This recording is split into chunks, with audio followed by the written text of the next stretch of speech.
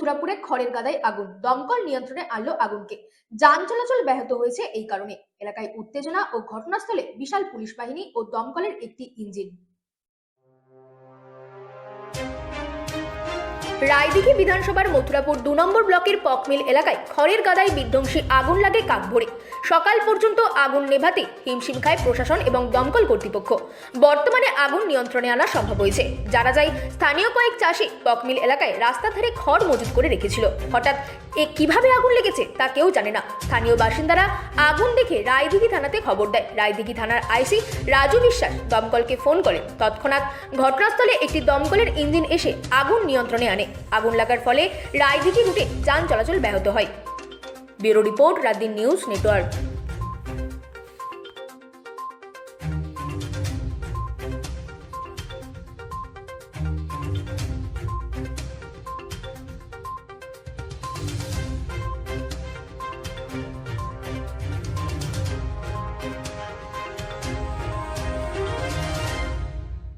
জানতে পারি কি হয়েছিল মূলত? মোটামুটি আগুন রাতে উঠে যাচ্ছে গাড়ি। কিভাবে খবর পেলেন? রাত্রে ফাঁকে বার হয়ে দেখছি আগুন জ্বলছে। কখন খরচ ছিল? দুজনে মিলে প্রায় 48 কাউন্ট খরচ। প্রায় ক্ষতির পরিমাণ কত টাকা? প্রায় 25,000 টাকা। 25,000 মতো। কি মনে হচ্ছে আপনার?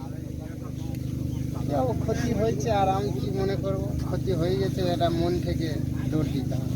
আপনার নাম? সুব্রত হাল। এই জায়গাটার নাম? মন্ডলপাড়া পঙ্গল। এই কি খড়ের ব্যবসা করেন আপনি নাকি? না না, আমাদের ভানাগুলো ব্যবসা। আচ্ছা।